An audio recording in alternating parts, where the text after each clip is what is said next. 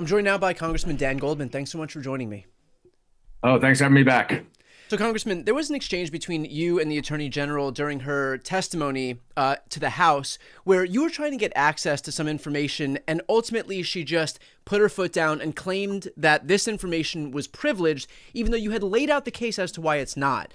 Why do you presume that Pam Bondi seems so hell-bent on using all of these legal levers, legitimate or otherwise? Breaking news. Pam Bondi gets the news she spread most। यहाँ पर प्रेम बंदी के लेके यहाँ पर काफ़ी चर्चा चल रही है। यहाँ पर हाल ही में यहाँ पर यूएस में काफ़ी चर्चा चल रही है प्रेम बंदी के लिए। इसे पिस्टन फाइल To के अंदर prevent भी people कुछ from actually हिस्सा getting था true जिसपे यहाँ पर transparency on बोला what's था in these कि यहाँ files. पर एक्चुअल में क्या हो रही है क्या नहीं हो रही Yeah, है, I think what is और आप very लोगों को clear हर चीज़ यहाँ from पर my सारी short चीज़ यहाँ पर review of the मिलता रहेगा इसी files चैनल पे। और on आप लोगों को यहाँ पर Tuesday, बता दूँ the तो hearing यहाँ पर आप लोगों yesterday, को इस भाई ने is क्या that बोल रही है this सबसे पहले cover तो up उस वीडियो को is देख लीजिए तो massive आप लोगों and it को is यहाँ पर हर चीज़ continuing. पता चलेगा। वीडियो And को the आप लोग लास्ट document तक I देखते asked her रहिए। about is what she claimed to be under attorney-client privilege. For any number of reasons, it is not.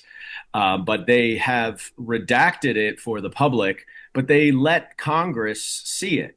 And the information that is in the redacted portion relates to Donald Trump's statements, prior statements about his relationship with Jeffrey Epstein. So, why would they come up with a bogus privilege?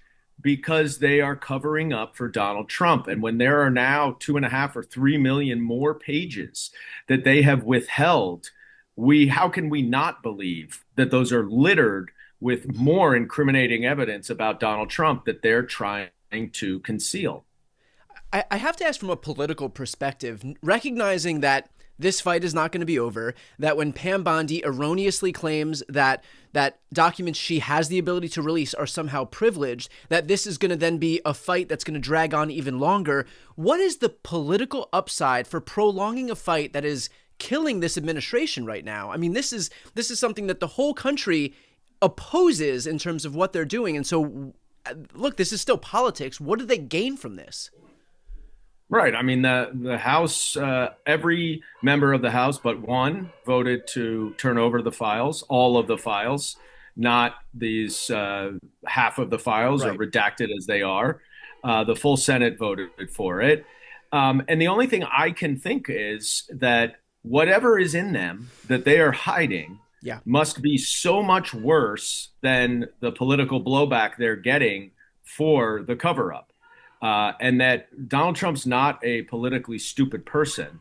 And if he is willing to take this political beating on this issue that he is, it must be for a really, really good reason, which in his mind could only be something quite more incriminating than what we've seen to this point. What was your reaction to the fact that every single Republican on that committee, except for Thomas Massie, decided to use that time not to get to the bottom of, all of these questions surrounding the Epstein files, but instead to try and deflect every which way? I mean, to me, it struck me as, okay, now it's not just Trump and the DOJ that are complicit in what is a very obvious cover-up. I mean, even right-wing media, right-wing commentators are all calling this a cover-up. But now you've got all of these Republican officials, these Republican lawmakers and senators who are participating in this whole thing to deflect attention away from the thing that everybody wants to talk about. Yeah, this has been going on since they made an about-face 180-degree turn last spring. After Pam Bondi said that she has the client list on her desk and they are going to release all of the Epstein files as soon as possible. And they started digging in March to do all of these redactions. And then all of a sudden, it was radio silence. And then we get a 2-page memo saying, well, everything we've turned over is all that we're going to turn over. There's nothing more to see here. And it was so obvious that it was a cover up. And for a while, the Republicans went along with it until ultimately 4 of them held the line and forced a discharge petition vote. And that's how it got passed. And that's how now we are supposed to get all of the files. But they don't want to talk about this. They don't want to undermine Donald Trump. They don't want to go against him because they're so afraid of him. And they've already abdicated all of their own independent responsibility. But I got to tell you you something else. So yes, they stayed away from the Epstein files, which I'm sure was a direction from Donald Trump. But they stayed away from so much other egregious stuff that Pam Bondi was doing. A number of them were talking about the most esoteric, small things from their own district. And they weren't talking about, for example, the fact that the day before, that Department of Justice and Pam Bondi had tried to indict 6 Democratic lawmakers for expressing their First Amendment right Right. to, in this case, actually just repeat the law. So there was nothing illegal about it. But even if there was, it's protected by the First Amendment. And these are the same people who have gone so crazy about this Arctic frost thing, where the phone record subpoena by Jack Smith that he obtained just to confirm the fact of communication between members of Congress and Rudy Giuliani, who was trying to overturn the 2020 election. And they're up in arms. The Senate included a $500,000 penalty for anyone whose records were taken. Lindsey Graham almost pushed us into a shutdown because he insisted on it. And yet they say nothing when there's an actual indictment that was presented to a grand jury against members. And it's the hypocrisy that I think is really coming through, that nobody believes their view that the Department of Justice was weaponized under Joe Biden, but is not under Donald Trump. And that's why Pam Bondi has lost all credibility. And that's why she doesn't answer any of the questions, is because there is no good answer that she can give that would be both truthful and consistent with Department of Justice policy. Well, hold on. I don't want to say that there's no good answer, because one good answer, obviously, is that the Dow is over 50,000, and that's Well, that is true. perfectly reasonable rationale to not talk about, to not go after pedophiles. Is that once the Dow hits 50,000, famously, that's when all DOJ activities cease. It's worth asking here, even in the right-wing media ecosystem, there are more and more people who are kind of recognizing the bill of goods that they've been sold, and they've been calling out Pam Bondi, and she has become the face of this thing. But I'm just curious what your thoughts are as far as Pam Bondi's ultimate control over all of this. Like, is Pam Bondi the top of the mountain when it comes to everything that's happening with regard to Epstein? No. I think what is very clear, and this is true both with the Department of Justice and the Department of Homeland Security, Stephen Miller is directing things from the White House. With the Department of Justice, he's going through Todd Blanche, the Deputy Attorney General.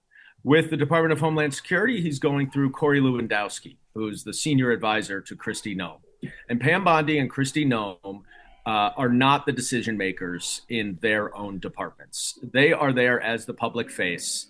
But they're not actually making the decisions. They're not doing the work. And it was clear that Pam Bondi was totally unprepared to talk about many of the things that she was asked about. And that is because she's really not the one who is running the department. And I think that's why you saw Todd Blanche as the one who was delivering the press conference about the release of the Epstein files. And it was going on TV about it. And that's exactly why the Pam Bondi and Kristi Noem, when they testify before Congress, are total train wrecks. They are disasters. And even the MAGA base is starting to realize that these people are really beneath the positions that they hold. They're unqualified, they're incompetent, and it's really dangerous. And finally, let's finish off with this. We probably shouldn't have buried the lead, but can you explain where you are and why you're there right now? Absolutely. I'm coming to you from the Stonewall Inn in the West Village. We just, a number of us with a large crowd, just re-raised the pride flag. Donald Trump earlier this week, pursuant to an order, had required the pride flag at the Stonewall National Monument to be taken down. Now, this is the monument. This is the heart and center. This is where the LGBTQ movement began in the late 1960s. And Donald Trump's administration has been attacking it, both its commemoration of the trans activists from there, as now just the symbol of LGBTQ pride, the flag that was in the federal national monument. And so they took it down, and I and a number of my colleagues in city and state and federal government came here this afternoon to re-raise that flag. And so we just finished that. So I popped over across the street to the Stonewall Inn, which many will know as the was where it all began, तो दोस्तों यहाँ पर especially in आशा करता हूँ आप लोग यहाँ पर फुल 1969. वीडियो को देख लिया। देखने के बाद आप लोगों को हर चीज़ यहाँ पर पता चल गया। ओके, और यहाँ पर प्रेम बंदी के लेके काफ़ी ज़्यादा यहाँ पर चर्चा चल रही है। हालांकि मैं यहाँ पर ऐसे में आप लोग जानते हो एपिस्टल जो फाइल जब से यहाँ पर ओपन हुई है, मतलब यहाँ पर देखा गया है, उसके अंदर ऐसे ऐसे नाम यहाँ पर निकल के आ रही है ना, जो यहाँ पर सुनने के लायक भी नहीं है। और यहाँ पर एपिस्टल फाइल में यहाँ पर किस पुकार से नाम था वो भी आप लोगों ने यहाँ पर सारे कुछ आप लोगों ने देख लिया। और दोस्तों यहाँ पर बात करें तो आप लोगों को यहाँ पर जो यहाँ पर प्रेम बंदी है वो यहाँ पर एक्चुअल में क्या चल रही है, वहाँ पर उस भाई ने आप लोगों को फुल डिटेल्स में आप लोगों को यहाँ पर क्लियर कर दिया है, बता दिया है। तो आप लोगों को वीडियो अगर आप लोगों को अच्छी लगती है तो लाइक शेयर जरूर कर देना। और चलिए दोस्तों, आज का वीडियो इतना ही, तो नेक्स्ट वीडियो पे मिलते हैं।